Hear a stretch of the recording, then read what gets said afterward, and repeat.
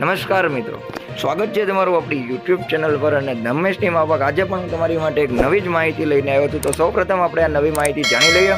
તો તેના માટે આપણે વાત કરીએ તો પાટણ શહેરની સરસ્વતી નદીમાં ગઈકાલે મોડી સાંજે ગણેશ વિસર્જન માટે ગયેલા પાટણ શહેરના વેરાઈ ચકલા વિસ્તારમાં રહેતા પ્રજાપતિ પરિવારના 4 સભ્યો અને અન્ય પરિવારના 3 સભ્યો સહિત કુલ 7 લોકો પાણીમાં ગરકાવ થઈ હોવાની ઘટના સર્જાઈ છે. આમ ગણેશ વિસર્જનમાં હાલ જોઈએ તેમ ઘણા બધા એવી માહિતીઓ આપણને મળતી આવે છે કે જેમાં લોકો પાણીમાં તણાઈ ગયા છે અને પાણીમાં ડૂબી ગયા છે.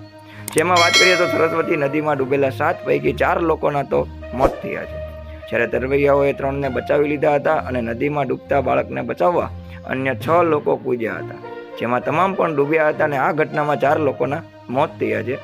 એક જ પરિવારના માતા, 2 પુત્રો સહિત 4 લોકોના કરુણ ઘટનાની મળતી વિગતો મુજબ પાટણ શહેરના વેરાઈ ચકલા વિસ્તારમાં રહેતા નીતિશભાઈ પ્રજાપતિના પત્ની પોતાના 2 બાળકો અને પોતાના ભાઈ સાથે સરસ્વતી ડેમ પર ગણેશ વિસર્જન માટે આવ્યા હતા. આ દરમિયાન પાણીનો પ્રવાહ વધુ હોવાના કારણે તેઓ વહેણમાં તણાયા હતા. જેની આપણે વિગતે વાત કરીએ તો તેઓની સાથે 2 પંડિત યુવાનો અને અન્ય એક શખ્સ પણ તણાતા ડેમ ઉપર હાજર અન્ય લોકોએ બૂમાબૂમ કરી મૂકી અને 7 લોકોને બચાવવાનો પ્રયાસ હાથ ધર્યો હતો. જેમાં બનાવની જાણ તંત્રને થતાં તંત્ર પણ ઘટના સ્થળે દોડી આવ્યું હતું.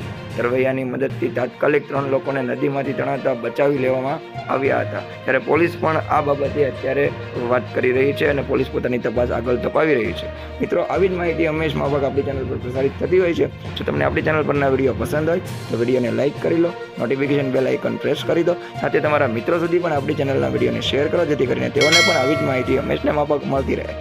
જય હિન્દ, જય ભારત.